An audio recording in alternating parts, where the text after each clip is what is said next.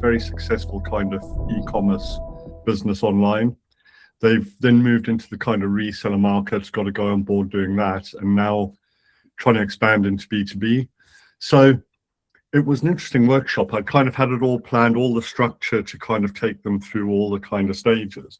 But very quickly found they just don't have any numbers that kind of are meaningful. So all their kind of numbers were in e-commerce, and it got a little bit kind of confusing because you kept on drifting into that space and had to kind of bring them out. So having kind of used that as a framework for it, the discussions were mainly around what we could do to kind of help them firstly put the structure in place, and then kind of, you know, build in the training programs of people and expand into that B2B side of it. And luckily it's in an industry I know, they're in the photo kind of business.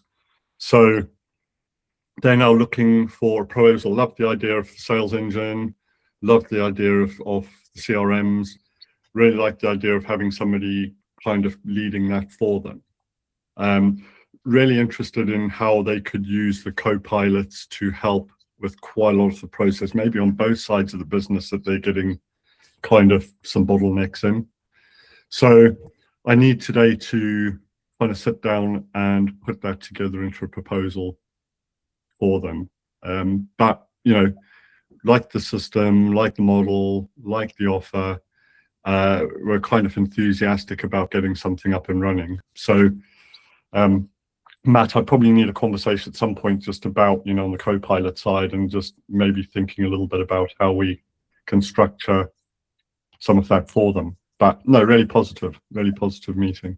So fingers crossed we'll get them signed. Yep, beautiful.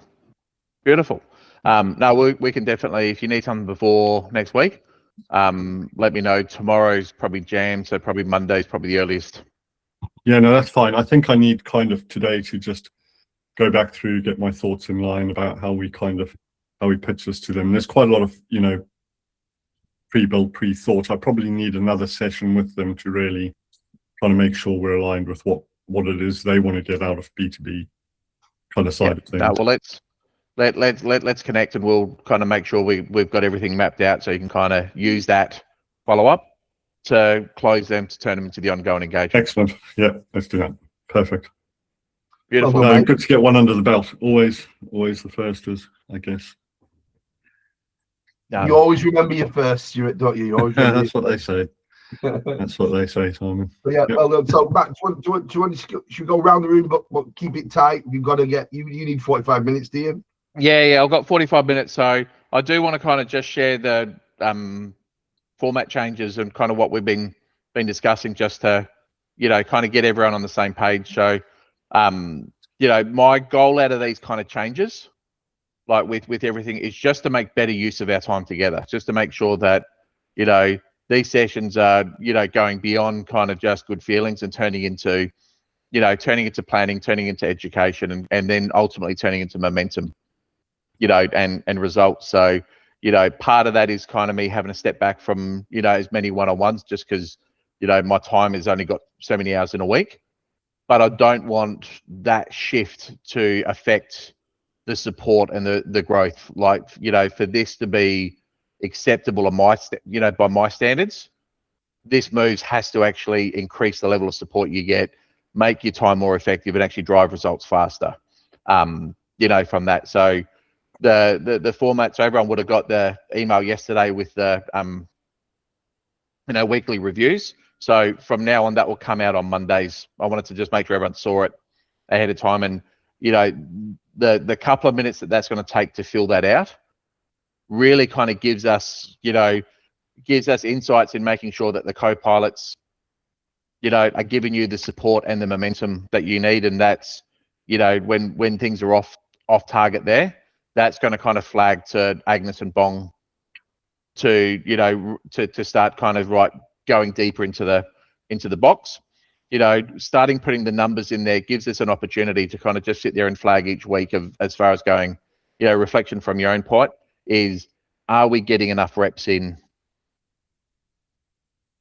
you know, with leads and opportunities? And if we're not, it kind of just raises the awareness, so we can go into how do we go and support it.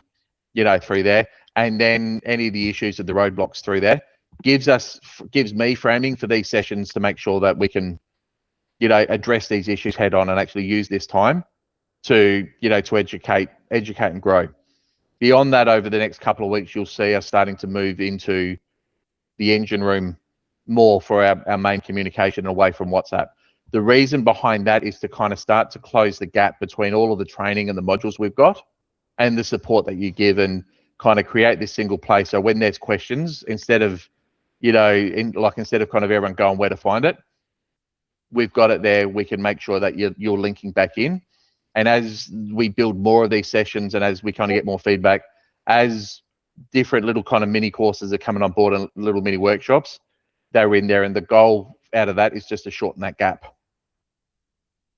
So the questions you need and the answers you need are kind of easily found. And, a few people have said it and I kind of agree with it. All the information is there, and in the engine room at the moment, we've got to burn a little bit too many calories to find the right information at the right time. And so the goal with this shift and kind of the building those bridges there is to sort of make that easier to get, from that. So that's the intention. That's the goals. The commitment I want from everyone here and everyone that's kind of listening later. The second you feel that the support you're getting is starting to drop, let me know, because it's important to me that this transition is enhancing the support you get and getting more results quicker, not sacrificing it. So, I want to be transparent with that this matters to me, and making sure we get it right, is vitally important and something that I'm, it means a lot. So don't be afraid if the second it kind of starts feeling that those standards are slipping below what I consider as acceptable, just let me know and I'll get it addressed one way or another. It's not us abandoning it. So on that, the kind of what I propose with the shift into the engine rooms is adding the second session a week on Tuesdays. But what I want to be able to do is kind of flip the order. So Tuesday's session becomes this, which will be our kind of weekly wins and education. And I want to cap the weekly wins and, feedback and communication of 15 minutes. So we can have 45 minutes focusing on, education, running through there. I've actually got the next 4 weeks planned out for lead gen, lead gen strategies. And that's what I'm going to go through now, but you'll also kind of see that I've built a whole training program supporting this with all the implementation strategy. So you can go from today and be able to kind of take the training program and be able to execute, the elements that you see relevant out of this. And I want to make sure that, all the other sessions we do are supported by that same information. So you've got it. So I want to do that on Tuesdays, because then we can flag any questions, any concerns, and then use kind of Thursday's deal clinic, which I want to kind of make, Thursdays. I don't want it to be compulsory, session. It is kind of, I want to be available, and online, online for that hour and be there for, any questions, any, any Q&A, if you've got a deal you need help on, or a strategy you need help on, or a campaign you need help on, I want to use that for that time, but I don't want it to be more meetings for the sake of meetings, from that. So I want to kind of, have it to the place of, if you don't have any questions and don't have any need, and that, great, have your coffee, go walk the dogs, go have a great day, but it's that time that's in the calendar every week, that if you've got questions, you've got support, again, from a deal point of view, campaign point of view, anything, that time's there and available for you. So does that all kind of fit, make sense? And has anyone got any questions on that before we kind of move into the lead gen training? I think what I'd just like to support with that, Matt, and you and I have been talking about this for a long time, is that the things that you do for everybody as we come on board, it's very predictable, right? It's very, that you're doing the same thing. So what we're going to be doing is recording those sessions and transcribing them as well. So there'll be a transcript. So the library that you'll have within the engine room will be searchable, so that if you want to find Matt discussing how to do, how to set up a campaign, how to set up an exercise, then you'll be able to triage yourself. You'll be able to go in there and find it, and find the video that you want to look at, and be able to ultimately just be able to sort of view that training again. It might be new to you, might be old to you, but eventually we're going to have a good library of things there that you'll be able to kind of rip out. You'll be able to take the transcript, run it through your own GPT, and then create your own training for clients as well. So you'll be able to use the transcript with the right information on it to be able to do that. But the whole idea is to provide more support. But Matt is repeating himself a lot, obviously, because he has to set up brand new agency.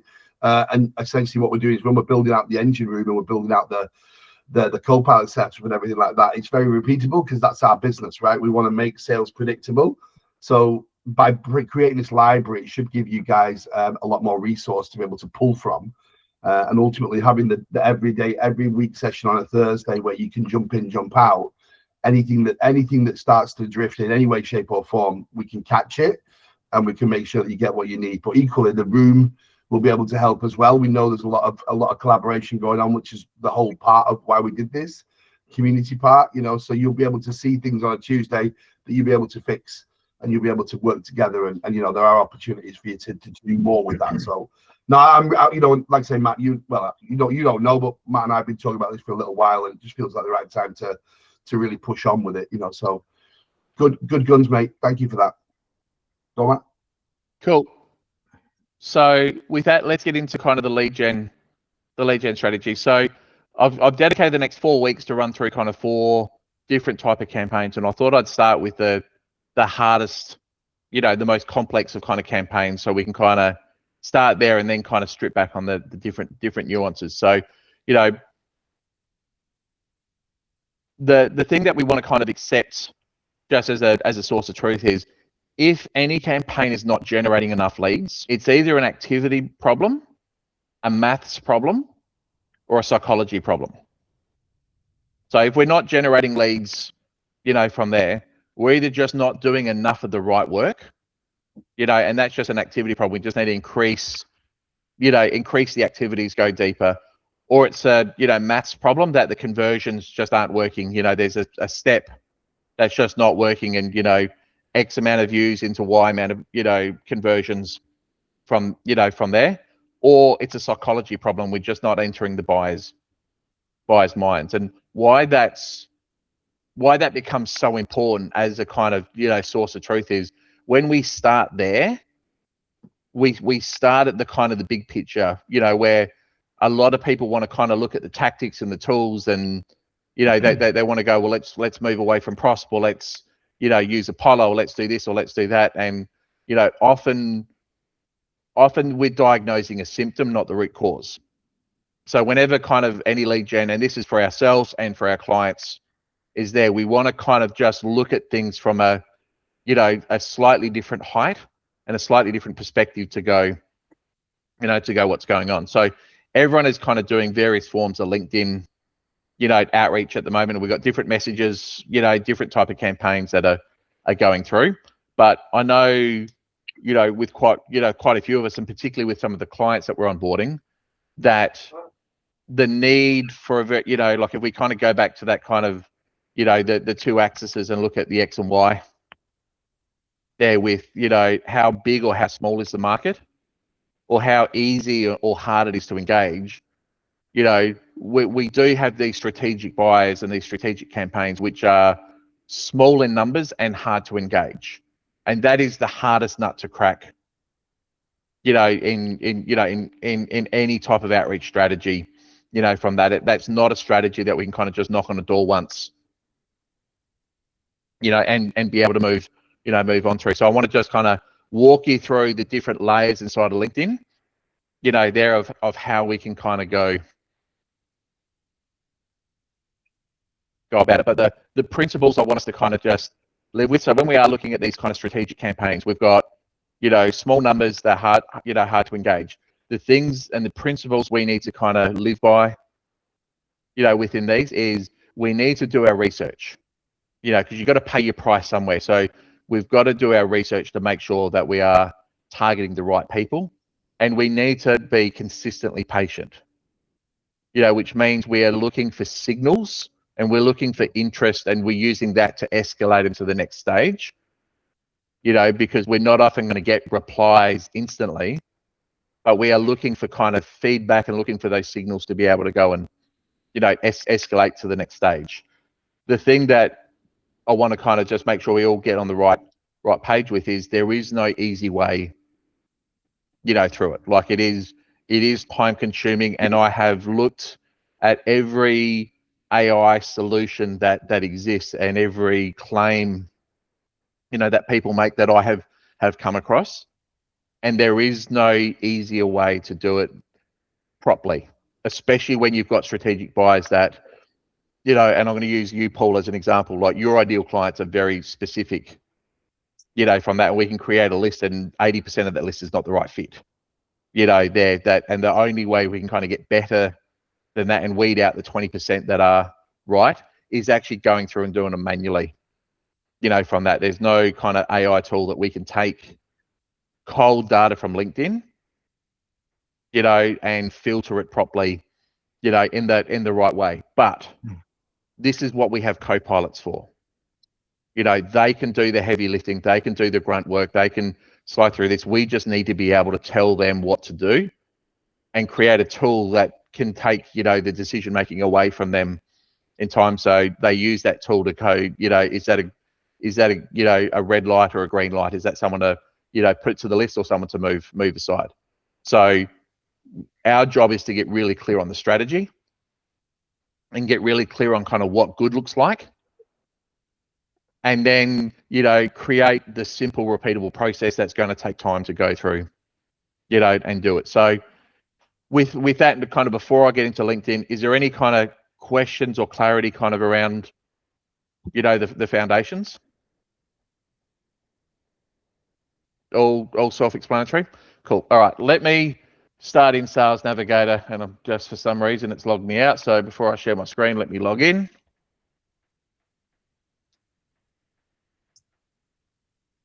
And of course, it wants the two-factor authentication because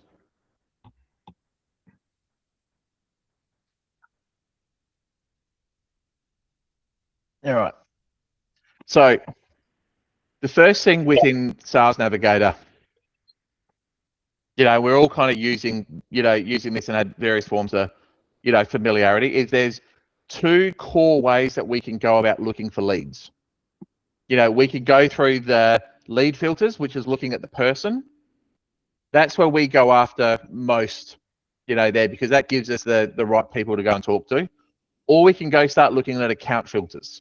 So account filters is we're starting with the business and then working around. So when we're looking at strategic accounts and strategic buyers, we actually are better off starting with the account filters because we can start to look for the companies.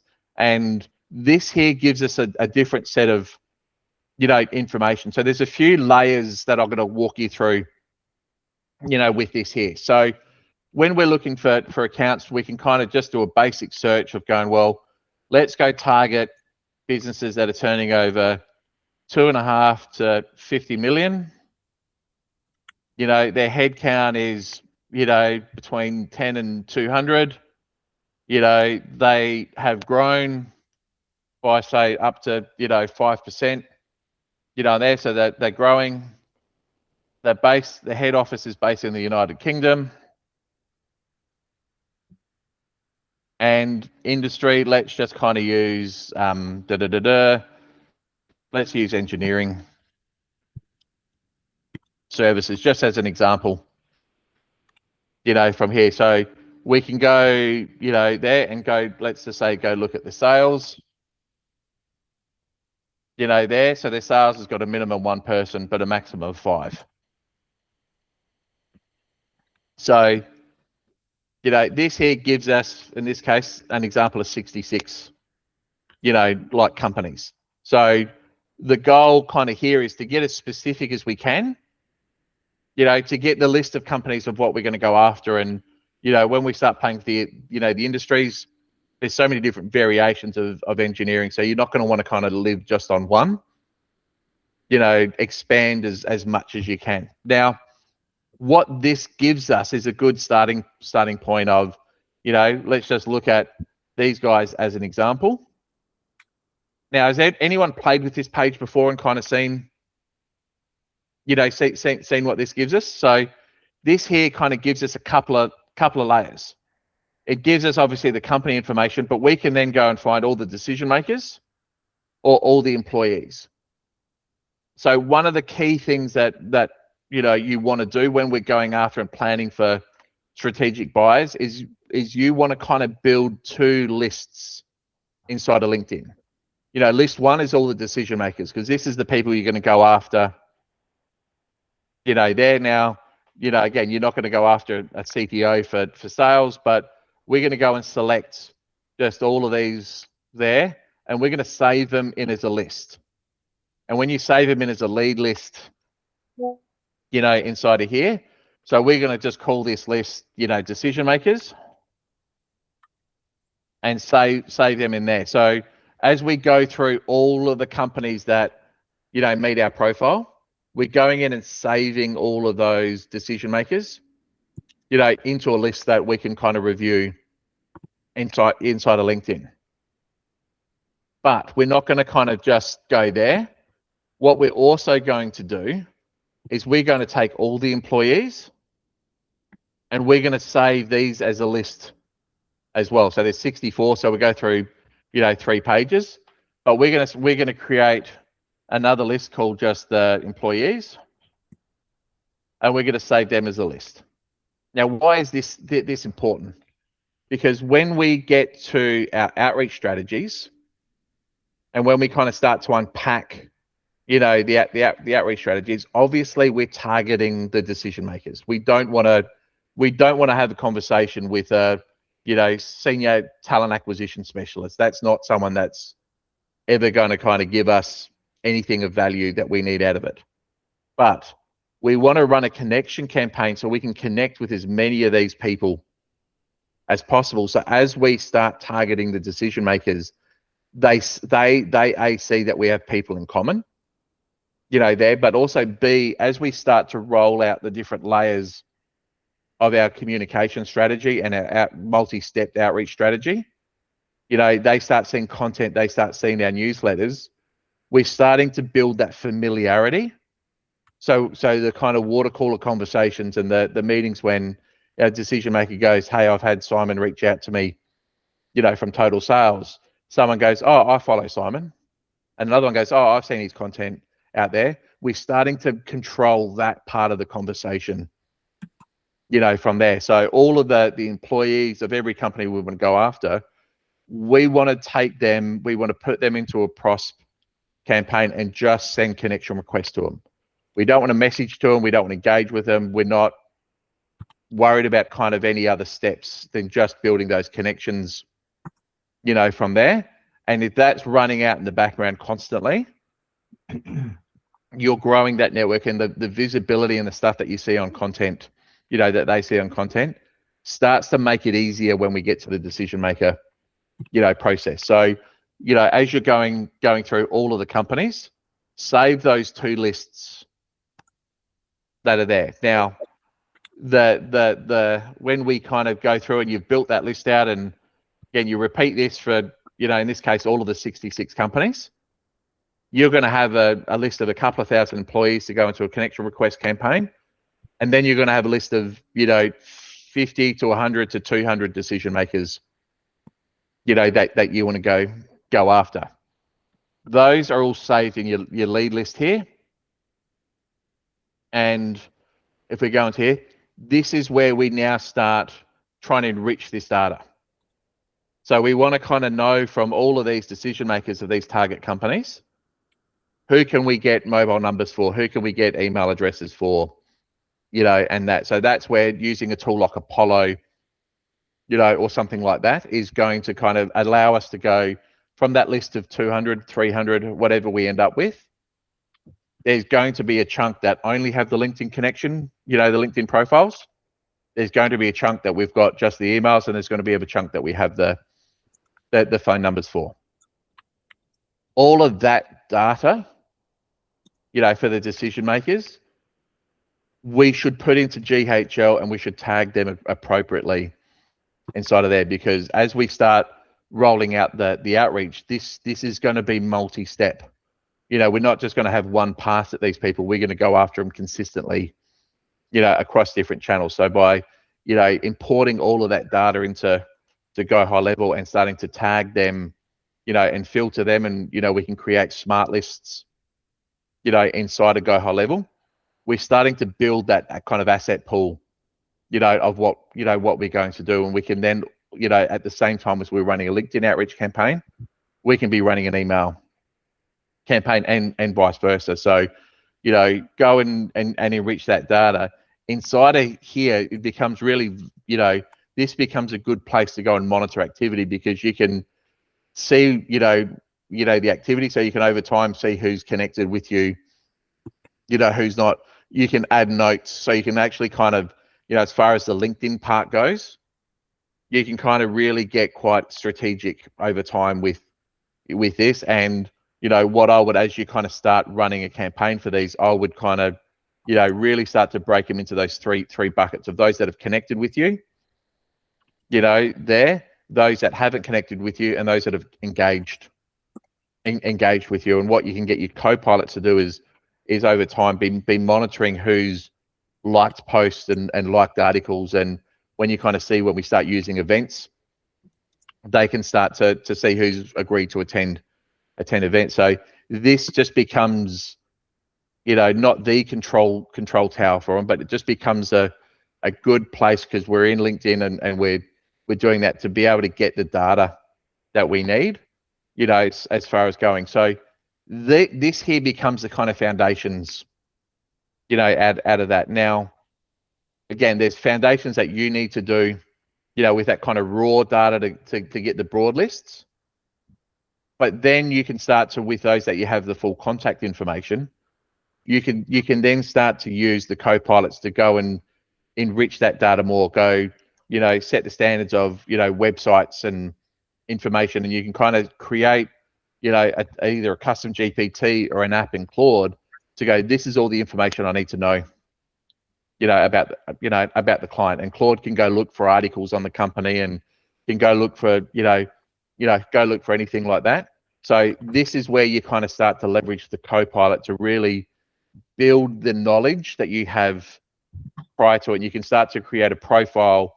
You can even kind of start to look for, like algorithm, and look for, buying signals, needs and all that kind of stuff. So you can get, go start trolling, trolling the greater web, for that. And again, if you kind of think there's 200-300 people in this there, by the time you go through that, you're going to have 30 or 40 that you've got an absolute kind of full gamut of information, and it becomes really obvious that they need help, and not they're the ones that we can start to prioritize, from that. So the goal out of kind of all of this is do the research up front to find the decision makers in the companies that you want to go after, and get as much information as publicly available for them, while kind of running, just a connection campaign just to everyone else in the company to start to build some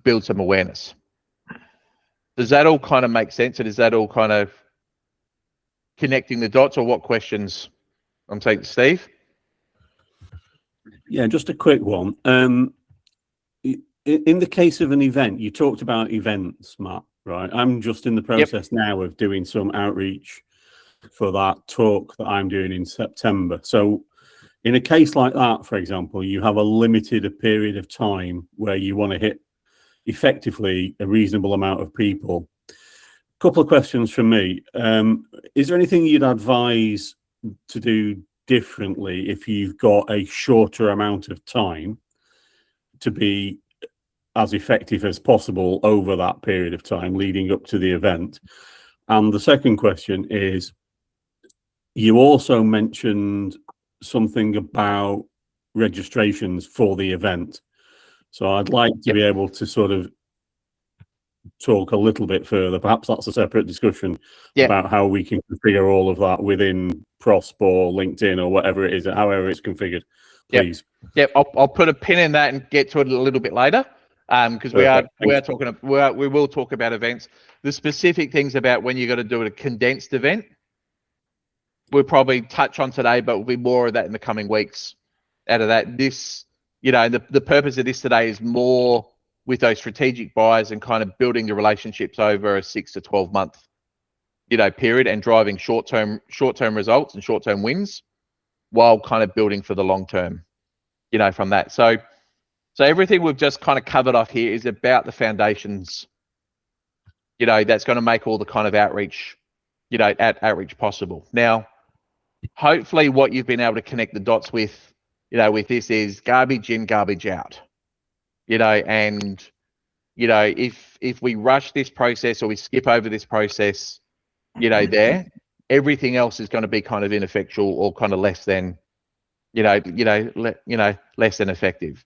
You know, Paul, your comment about finding it hard to get all the data, that's the real limitation, you know, to this. Apollo is probably the best low cost or no cost tool, you know, to get the data, you know, and to enrich it. And it is just whatever's available, you know, from there. So we've got to kind of run enough volume to kind of accept that not everyone we're going to have all the information, you know, like for with it.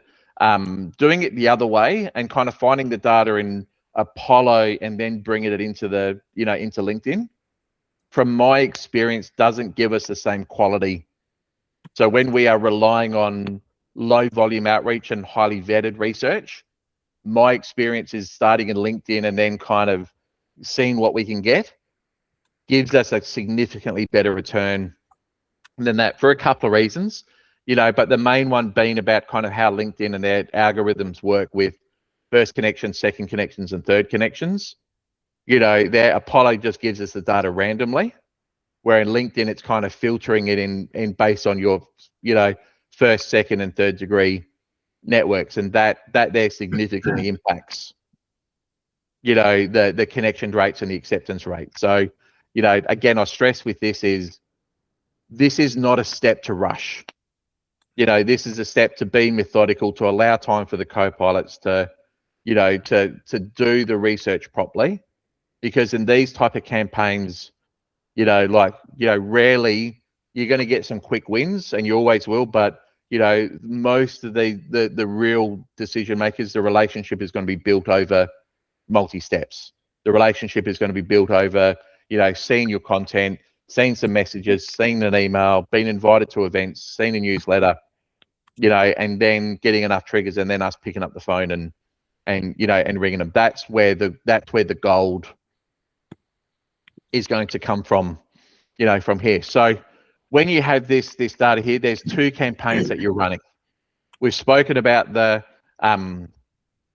we've spoken about the kind of the employees campaign, and that's just running, you know, consistently. But what you want to kind of also look for is in these profiles here, you want to, you know, filter out those that have an open profile versus a non-open profile. Now, do we all know how to tell the difference between the two, you know, at a glance? So the gold IN, you know, so none of these here are open profiles. So if I just very quickly did a company headcount there, just to get some search results up. So see here, this Maddie Nybert has this little gold IN. So this gold IN here indicates that they're in an open profile, which what that means is they are paying for LinkedIn Premium, Recruiter, SalesNav, or any of the above. Now, that's important for a couple of reasons. A, that shows us that they're more engaged on LinkedIn. You know, so someone that's paying for LinkedIn is going to be more engaged and more likely to respond. But B, we can also message these people without having to connect with them. So if I just kind of build show you lead this, it's not all my first connections. So this is just a list of bit. All of these are open profiles, you know, from there. So, you know, I can go and message Minnie. She's a second connection. So normally I would need to be, you know, a first connection to be able to message her. But I've got, in this case, I've got 120 credits there. But what you'll actually see is if I sent her a message, because she's an open profile, that's not going to use any of the credits. So I can send about 800 messages a month to any connection, that's not my first connection. So any second or third connection, as long as they have that gold profile. But if they didn't have that gold, profile, if they weren't an open, if they weren't an open profile, I get 50 InMail credits a month to send there. Now, one of the other advantages of an InMail is it also sends them, the message as an email.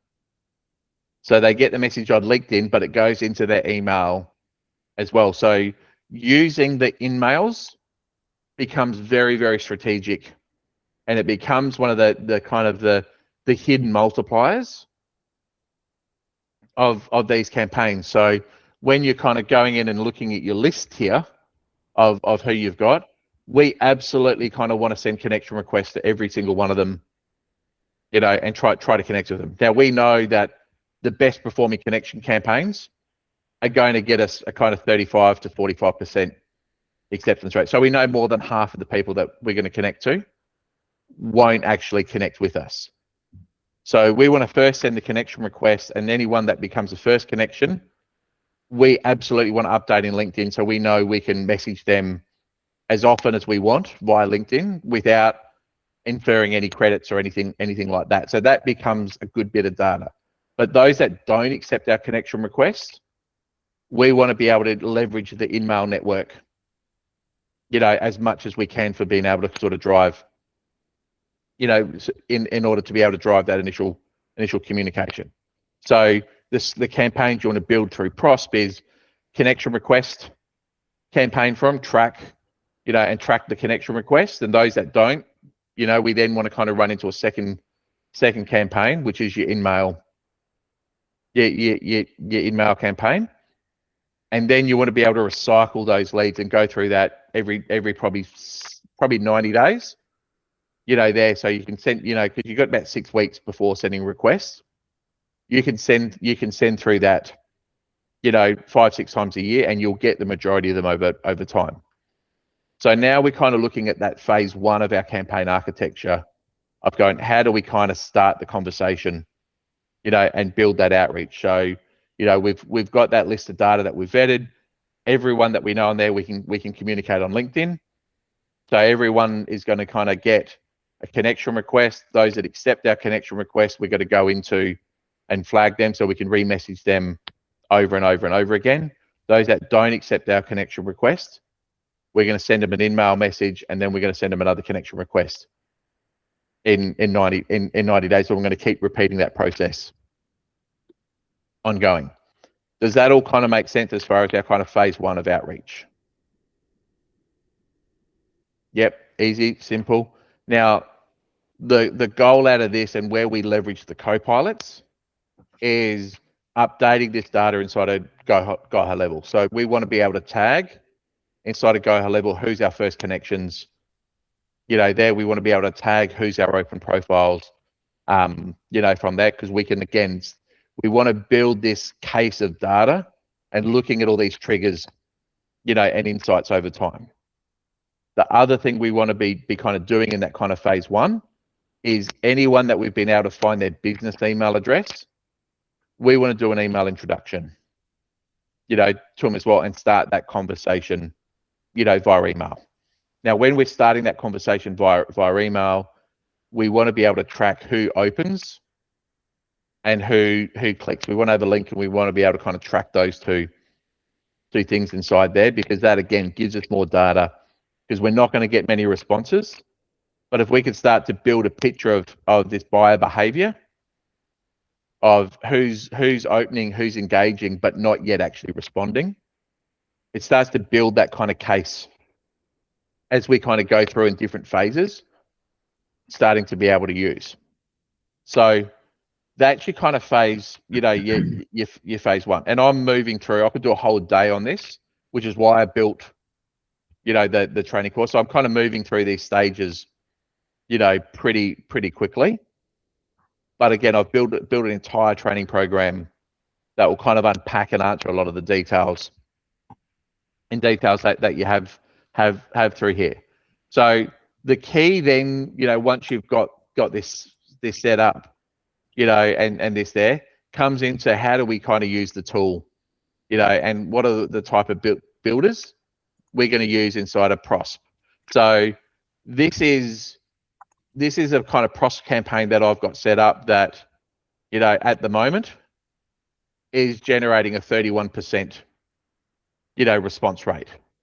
Small numbers, but high quality results. So this is just targeting those that have an open profile, there. So no relationship, no connection, there, but just an open profile. The first filter inside a, Prosp is just confirming they're an open profile.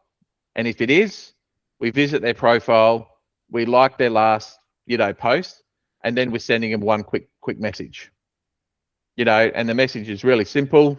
If I could show you to convert high value prospects into fractional clients while getting paid to pitch, would it be worth a conversation? Simple question.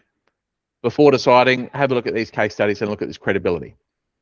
So simple message, straight to the point, and hitting their pain point. So this is an InMail campaign. Now the limitations of an InMail campaign is it is one and done. Because you can't send multiple follow-ups and drip feeds with InMails. It is you get one shot, per cycle. But where Prosp, gives us an advantage is we can actually look inside of, the leads here, and we can start to filter, on different statuses. So we can see who didn't accept, say, so, like, because in this case, no one has, but you can see who's declined, declined. You can actually see in here, who's replied, contacted. So we can start to, again, build some more data on here to see, he's there, who's failed, duplicate. So we can eliminate any of those there. You can kind of see those that have replied, and you can sort of use this as a validation. Why is it playing silly buggers? From there. So we get some of the data. There we go. We get some of the data inside of, Prosp that we can kind of use to move forward. So that's your standard type of InMail campaign that you want to do.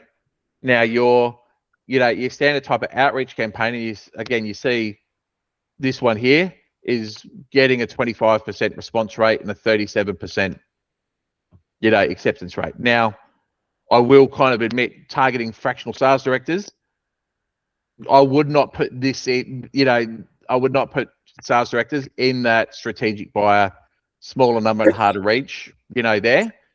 But for the initial outreach campaign, it's exactly the same. It's exactly the same as what we've got set up, from here. Super simple, there we want to send the send the connection request, like their post, visit their profile, wait, check whether they're a first level connection, and then just put them on a drip campaign, through from there. So nice and simple. And again, you see the kind of messages that are there. Because I've got more chances to build credibility, you see it's even simpler than the InMail message. No credibility, no nothing from there. And I, as someone that used to write 400 or 500 word messages on LinkedIn, it was really hard for me to kind of start streamlining. But I have found that the more I get to kind of one core question, that is kind of just Perry Marshall would call it racking the shotgun, but kind of one core question that's answering the kind of the problems that are in their world and the conversation in their mind, the better the response rates that we've been getting. So regardless of kind of the type of market and all that kind of stuff, the shorter the message, and the more we kind of just get into this, again, it is just kind of that racking the shotgun to see who's paying attention, the better the response rates that we get. Now, the challenge is always turning those into meetings and bookings and appointments. So, the 25% response rate is good. it's probably only a third of those responses are turning into appointments. But you know, if I'm still getting just as low, even as low as a 5% appointment rate, it is really, really strong. But when we are looking at our kind of strategic buyers and we're looking at the, you know, that the responses in the beginning are just as valuable, even if they don't convert. Sorry, I meant to swap screens. Even if they don't convert into appointments straight away, because we can update them in GHL and start to track them, you know, to track them, and you know, updating them in here and putting notes in here. They're all stored in here, so we can, again, over time, we're starting to build the profile. So we're getting the responses straight away. You know, we're getting the leads, and we always, as soon as we get a lead, great, put them into triage. That becomes the sales team's responsibility to kind of handle them from there. If the sales team go, you know, no, I'm, you know, it's not ready for us, they come back into this process, and we keep, you know, we keep re-engaging on them. But more than the kind of short-term wins, we're building this case, and we're building kind of this data and this kind of, you know, picture behind the scenes of who's engaging and who's responding, because that's where we kind of start to add the depth to what we do, and we can start to add different, you know, we can start to add different layers. So beyond kind of, you know, LinkedIn and LinkedIn messaging, there's probably 3 other things that we can be doing consistently to drive engagement, you know, with our market. And, you know, this is where kind of our wall starts to, you know, what we do on LinkedIn starts to pay attention. So obviously we've got our profiles optimized, you know, from there, but building a newsletter is something that's really, really easy to do. You know, to do that, you just go into my network, get rid of the red flag, and go into newsletter, you know, from here. Now, when you set up a newsletter, LinkedIn automatically invites all of your first degree connections. So you see, I've got 1,200 subscribers to my newsletter, and I set this up last week, you know, like from there. But what this does is every time you publish an article, and you see I've done publish 2 so far, LinkedIn emails all of your subscribers this post. So this again, we're starting to find different ways to communicate, you know, with our prospects. So we've got our content that's going out on LinkedIn, you know, a couple of times a week. But now by doing an article and a newsletter, this is now been emailed out to, you know, all of the market, and all of your audience. What's also really important about this is, all with AI filters going on and so forth, you know, AI gathers about 35% of its information from LinkedIn, but it cannot view posts because posts aren't a fixed URL. All of these articles are actually a fixed URL. So AI search bots are looking at these newsletters and articles and building credibility, you know, from that. So that's how, when you kind of start to look at, you know, the AI search results, this is going to start to rank you higher, rank businesses higher by doing it. But what that also kind of gives you is, when you kind of start to look in the articles and you've got, you know, the stats, you know, there, you can start to see who's engaging. You know, you can see the article views, you can see the engagements, and there. So all of these people here, you know, there that have engaged, you want to track these and you know, start to track these, and if they're people on your target list, or people that are at the companies on your target list, you want to be kind of monitoring and tracking that, because again, we're building these triggers. We're building these you know, these triggers through this, you know. So sending regular newsletters out there builds the profile on LinkedIn, emails every one of your subscribers to there. So every time someone connects with you, they're invited to become a subscriber, you know, from that. And that, so you're again knocking on their doors more consistently, you know, through that, and finding different ways to reach out. And then we're starting to get, you know, starting to get the insights in who's engaging. Outside of, you know, the LinkedIn newsletters, building a blog which this is built through Go High Level. It literally took me to build this from scratch and write, I've written 6 articles so far, taken me about 2.5, 3 hours to do. But by building this blog, and this is kind of, how the blogs look when they've finished. Building this here, you can then go and email, and I'll kind of show you inside a GHL, how you can do. So there's the article, get down to the bottom, there's another article, call to action, and all that kind of stuff through there. So that gives you the chance to go and to build the blogs, go into sites, blog,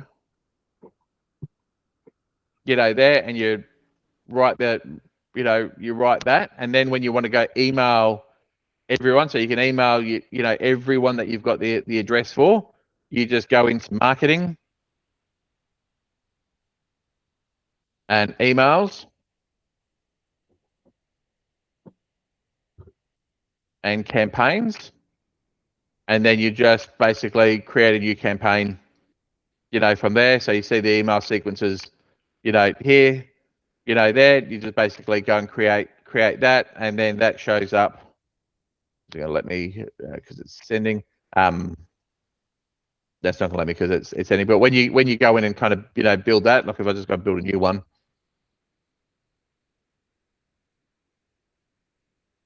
in here, you can set the trigger. You can build a smart list of your contacts, so you can build, the list that you've got the right email addresses, and you basically just go send immediately, set the triggers up here, write the email. And I always do kind of, blank, and I'll always do like plain text, there, and in 5 or 10 minutes, you've written the email, and you can go send it off to, you can go send it off to everyone. So by doing that every week, every 2 weeks, however you want to do, again, you're finding another way of re-engaging with the right people. But what that gives you, if I go back into sites, is again, it gives us more information that we can go start to use, because you can track those emails. You can go track who's open, who's responding. So so I've got here 125 page views. You've got all of that there, but everyone that's opened that email, I've got tracked. Everyone that has clicked on that link, I've got tracked. So I'm starting to build, I'm building that data of who can I then go deeper with. So we actually had, I got one lead out of this yesterday. Someone saw the article, engaged with us a couple of months ago, replied to the email, engaged, and just re-engaged directly from that.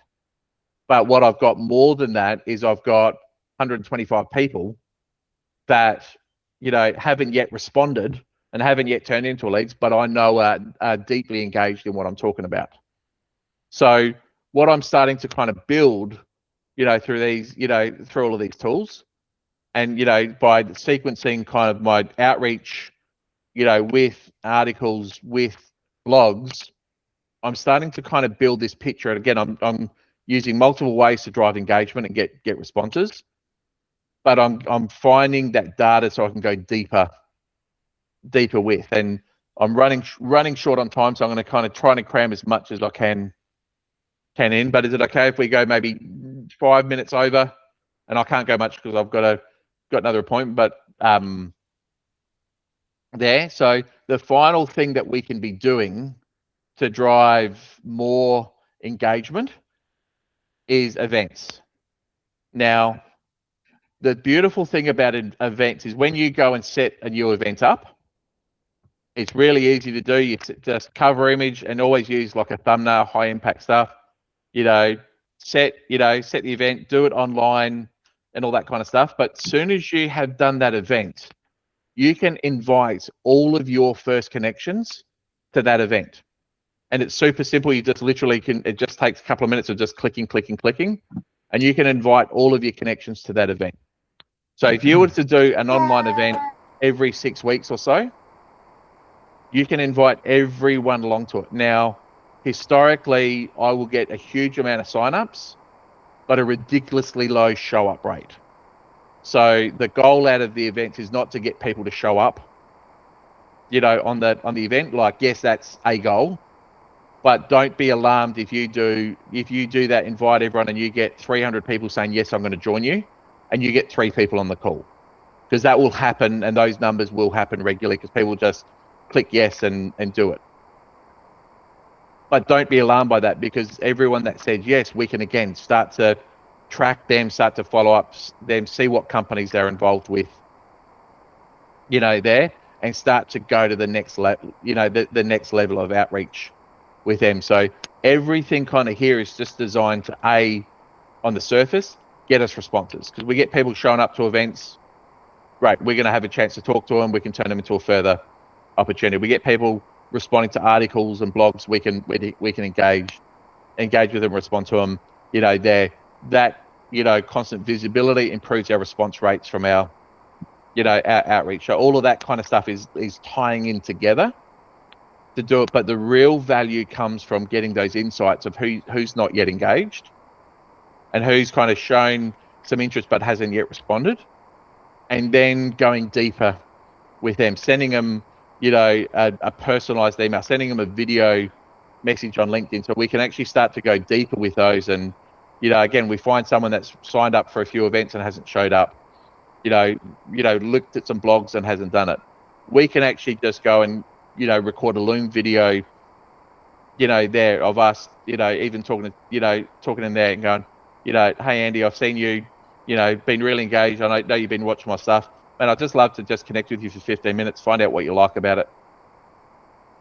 You know, there, we can go that one step further, you know, with them and create that super high response rate from that. Now, you know, if you've kind of been running this for a couple of weeks and you're getting a bit of data, if you do 5 or 6 of them a week, you know, of kind of high touch, high personalization, you know, online outreach, you'll get 2 or 3 good leads out of it. And as this builds over, you know, 6 months, 12 months, and you're running this consistently, you can turn those high volume outreaches into, you know, 15, 20, 30 of them a week, you know, there. And that's where you really start to sort of ramp it. You know, you really start to ramp it up. You know, you can offer them a copy of the book. You can invite them to an in-person workshop, invite them to a coffee. Like, there's so many different things you can kind of do in that next level, you know, that next level outreach. Those that you have phone numbers for, which again, go back to the beginning, not going to be everyone, but those that you can get the phone numbers for, you know, that have connected with you or not connected with you, but showing that engagement, pick up the phone and ring them, you know, and starting to build those calls in there connects through that. And if all else fails, send them something in the mail. Like, everyone has seen my $1 coin, you know, everyone's seen that I've sent out. You know, I've made several $1 million by sending variations of that out in the mail, you know, but I'm doing it to research vetted prospects and then following up with a phone call.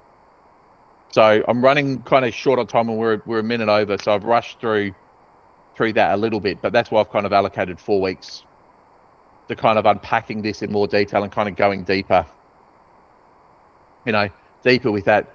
But is that giving everyone a bit more clarity over what's possible, you know, and giving some ideas? Thumbs up, thumbs up. Helen, was that a hand up for a question or a thumb up? Thumbs up. So I want to kind of wrap up and close down. What are some questions out of that, or what are some takeaways? I've got a question, Matt, if I may. Go for it. So the campaigns will be run and automated from PROSP, right? Yep. Is there functionality in there to prevent having contacts and multiple campaigns and therefore receiving different messages? Yes. Let me show you just that super quickly and super easily. And it is an important little step. So in any of the campaign settings, you go into settings and you select this option here, skip leads that have already been contacted from another campaign. As soon as you select that checks them out of there. And then just the other other just, thing to make sure you're selected to is that any of the messages, always select here, send only if the recipient has never sent a message. So that will stop the messages as soon as they respond. So those two things, are important. The thing you've got to be aware of when you're doing that though, is when you have those two things selected, as soon as they respond, unless you manually override, they're out of that campaign, which is why tracking responses and, logging them, logging every response becomes so vital, because, without doing that, we lose that follow-up sequence. And especially with kind of strategic buyers, you want to make sure that there's, that ongoing, there's that ongoing stuff. So, track and respond and put those things there. And then when you kind of, roll out the re-engagement campaigns, they just make sure that that's deselected, in that stage there, because everyone in that re-engagement campaign has already kind of responded or reacted to one previous message. So, important guardrails, but got to understand when to take those guardrails off to get your results. Just the second part of that question, Matt, is, sorry, Jack, I know you're waiting, but there's potential campaigns going out of GHL, which is going to be email campaigns. Is there any way to ensure that we're not spamming them with one campaign in Prosp and then something different from GHL via email? So that at the moment, that comes down to your kind of campaign architecture and just making sure. And, two things in that is kind of just making sure you're sequencing, emails and newsletters, different days of the week and different blasts that, but also kind of making sure that at any point in time, if someone does, select do not disturb. So if they unsubscribe from an email campaign, and they select do not disturb, you set a task inside of GHL for your Copilot to go remove them from the LinkedIn campaigns. So if you kind of do that, then, then that happens. But it does come down to that architecture. What we are working on is Prosp does have the capacity to build an integration, and GHL has the capacity to build an integration, but those two don't naturally speak to each other. So we are trying to find a developer that can build a bridge, for us. So, with the kind of the future roadmap of being able to have those tighter integrations to make sure that definitely never happens, and it's just not, as it is currently, up to us to prevent. Thanks, Matt. Cool. And Jack? Still on mute. Yeah, I got my hands full. Look. Multitasking. Oh, that woke you up. Everything you showed us, Matt, is super valuable, and obviously we're naturally committed to do what we can to maximize our results. I'm thinking more and finding more challenges with our clients. So everything you've shown us, like LinkedIn is a critical enabler. Like, we have to be on LinkedIn. A sales navigator profile seems just as critical. We're engaging with clients who A, don't use LinkedIn today, B, might not want to out of choice, and with the best will in the world, we cannot force them. And even if they do use LinkedIn, they might not want to take the step for navigator or a paid premium, whatever. So we will obviously raise awareness, educate them about the benefits of having those things, and if they don't, what constraint that puts on their outreach. But we're also going to have to accept that we can't force these people.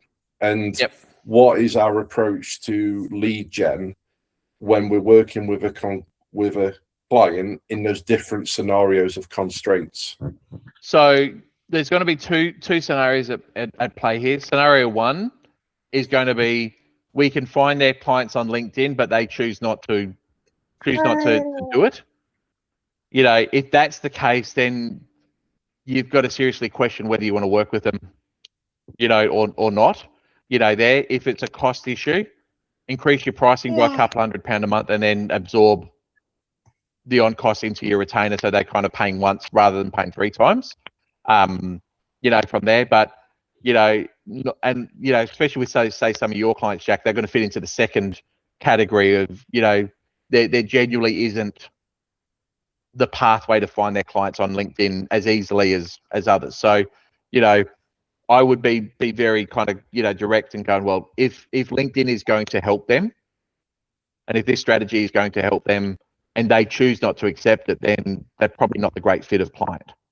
But if, you know, if LinkedIn isn't necessarily going to help them, then we need to rely more on cold email, SMS, and direct mail to do it. So you can kind of take the profiling of, you know, what we've done here, use Apollo to build a list of their ICPs, segment into business email address, business address, you know, phone number, you know, categories. And then you can run cold email campaign and SMS campaign to start to drive initial engagement, you know, and then be able to kind of drive next level from that. Trade-off, you're not going to have as much visibility through content and, you know, all that kind of stuff, but you're going to be able to kind of increase volume, you know, more as a result, you know, out of it. There is a technology that is technically, and I checked this, it is technically kind of in the grey in the UK. So you can use it, but there is risks of using it. So you want to be very, very cautious. There's technology that's called voicemail drop, where you can actually call from, you know, your number or any number, and it'll call for half a second, and then it will drop a voicemail, that's your voicemail, on their phone and ask you to call them back. Really, really powerful. It is 100% in the grey, you know, there. So it's, you know, you've got to be very careful if you want to deploy it. So I'd never deploy it as a first, you know, resource. I would rely on kind of SMS and email, you know, to do it. And then I would, you know, lean in with direct mail packages, you know, on the back of there, but kind of use intent and engagement before I kind of triggered that.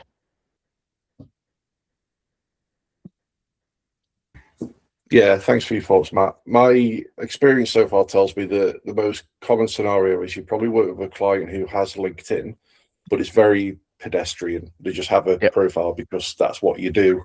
Yeah. And it's a basic profile. And I think you can maybe we can make a decision. Do you say that, you know, them having Sales Navigator is just a minimum, you know, threshold of working with us, and, you know, we absorb the cost and factor that in. I know that you can also, on behalf of a client, leverage your own LinkedIn profile, because you can do the research in Navigator, put the things into Prosp and campaign through someone else's profile. So I'm not sure I would go down that route as mandating it for every client, because I think you can leverage yourself as a bit of a hub. Choice A. I've tried kind of using my profile to help others, and it doesn't get the same results, you know, from that. So I would go down choice A, and just when you're kind of advising them, going, this is the best vehicle for you, and this is why. It's going to cost you £100 a month, but I'll absorb that, you know, into my fees, but you need to do it, and then let us kind of take care of the rest, and we'll update the profile, we'll update the content, we'll do everything, but this is what you need to have and why, you know, from there. Because, and again, I've looked and looked and looked, and I keep getting seduced by all the stuff that it goes, oh, look at this AI this and AI that, and I guarantee you peel below the surface, and outside of having an infinite marketplace of, you know, wood ducks that are ready to buy any dumb shit, you know, outside of that, you know, there's nothing that replaces, you know, what we do here. And this is best practice across the board, you know, and it's absolutely what's required to drive results in the strategic buyers. Just very quickly, I'm not sure how easy it is in practice to actually absorb the LinkedIn cost, because it has to go on your card. Oh no. What you would do is you would go, right, mine's £4,000. You know, I'm going to make it 3,900, and you pay for LinkedIn and absorb it that way. Right. Okay. Yeah. I was going to say, it's very tricky. In the past, with larger businesses, and we actually purchased like 10 recruiter licenses or 10 sales.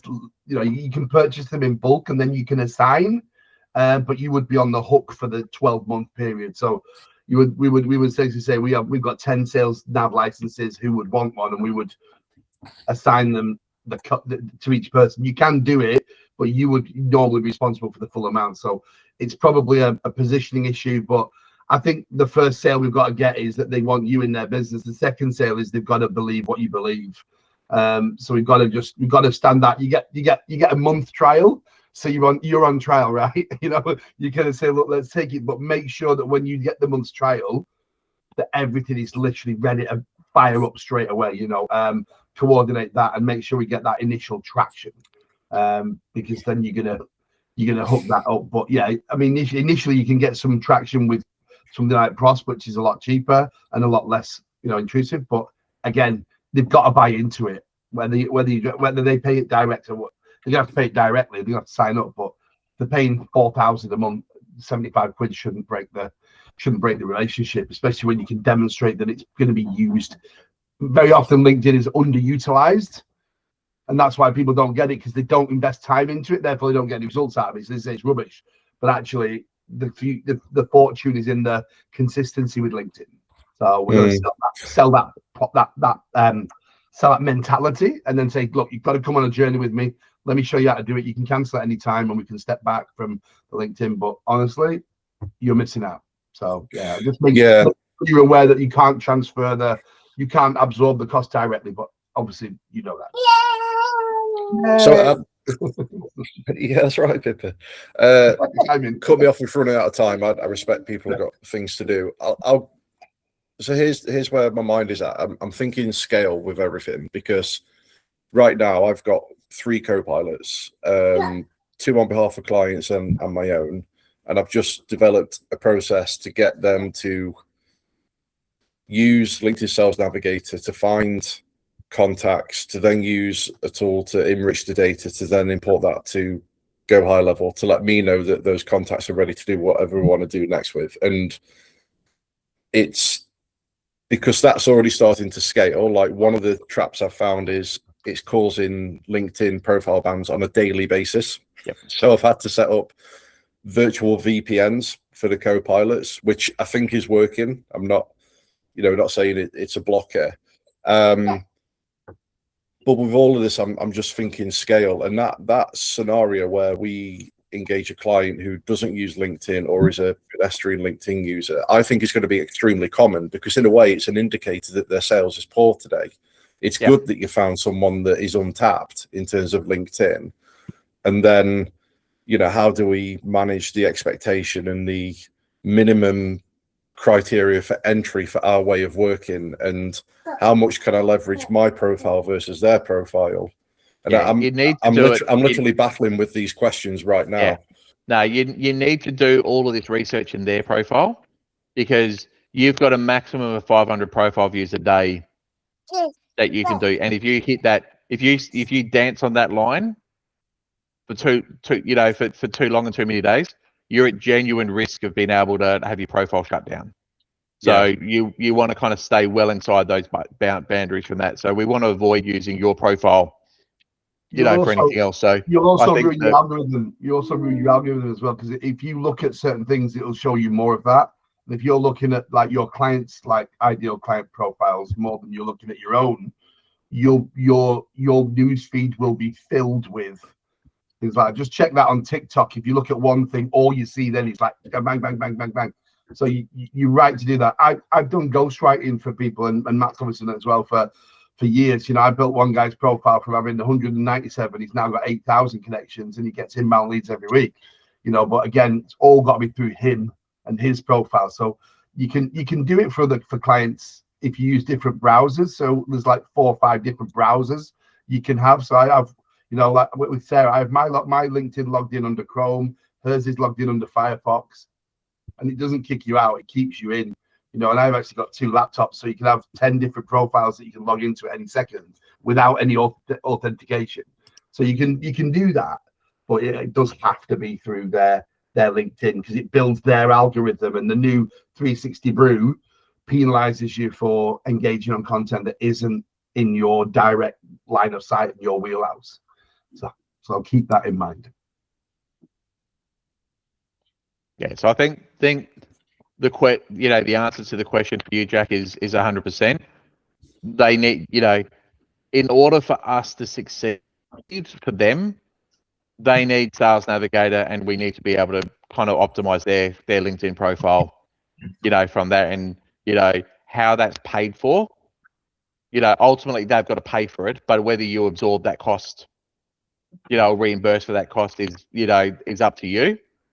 But in order to kind of win, there's that, unless we can't find their prospects on LinkedIn.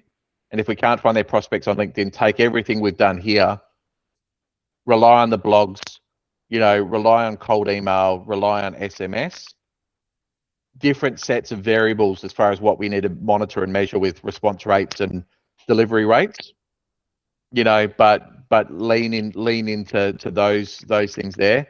And what you trade off in personalization, you can make up in scale and in volume.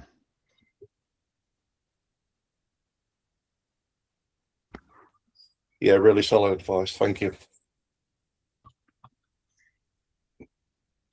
So, any other questions, or are we kind of got enough to kind of go, right, I've got 1,001 questions. I want to dig into some more training in my own time.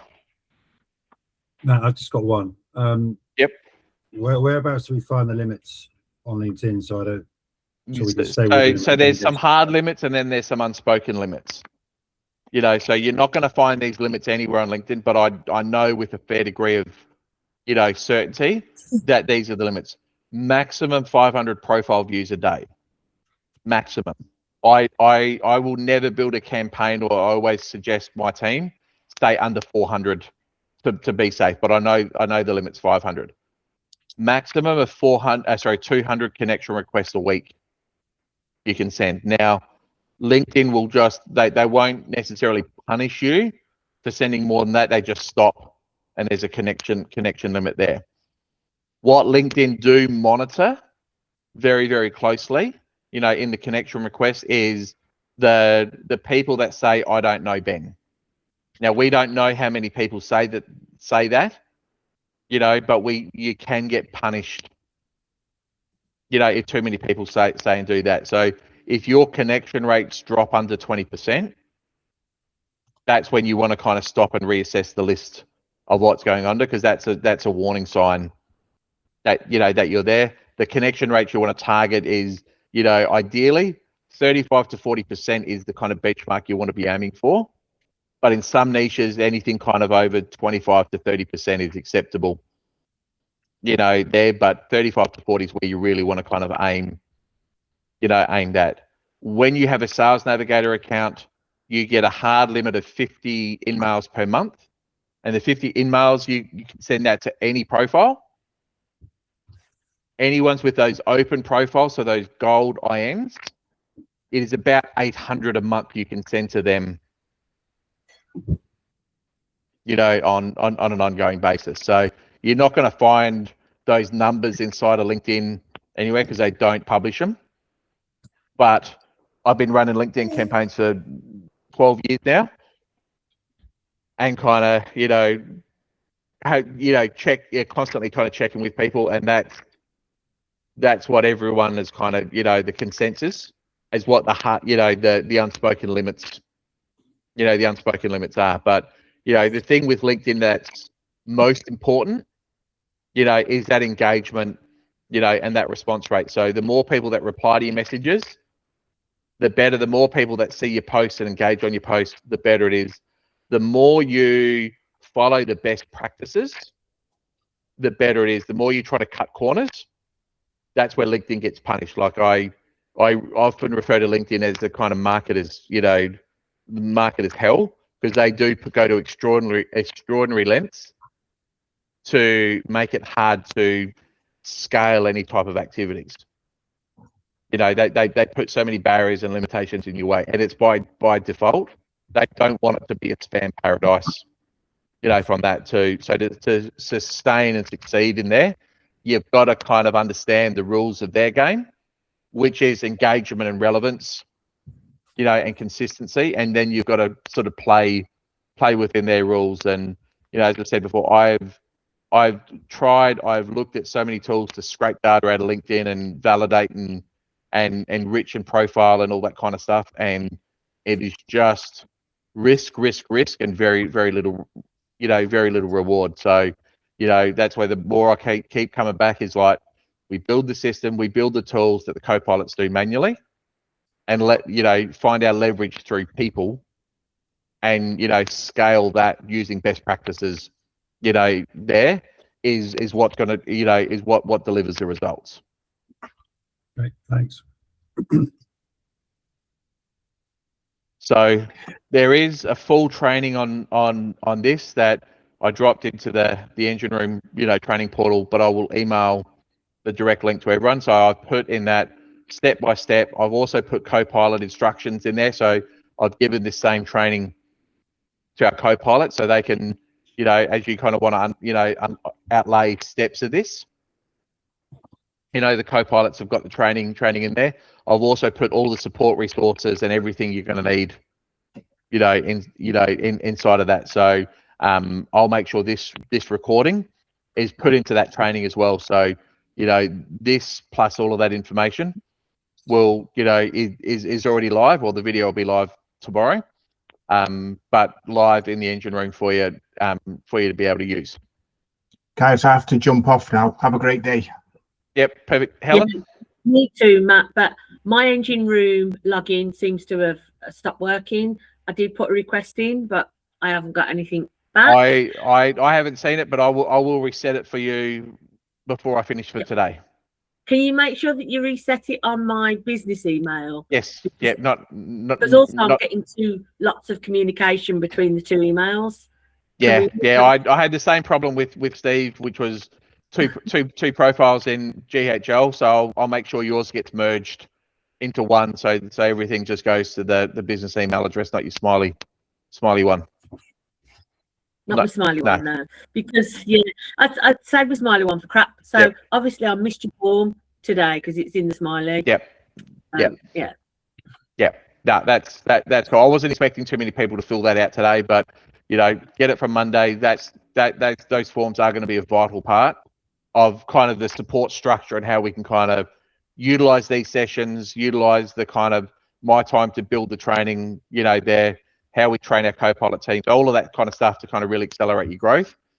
That leading into kind of the deal clinic will become that kind of vital kind of flow that's going to, give everyone the momentum they need. But I will merge those profiles together for you and resend you the login to your business email address. Lovely. Got to go because I've got an 8 o'clock. Right. Bye. That's all good. Thanks, Matt. Love it. Guys, Thank you, everyone. Pretty strong. Appreciate you. Talk to you then. Bye. Thanks, Mark. Thanks, everyone. Bye-bye. Bye.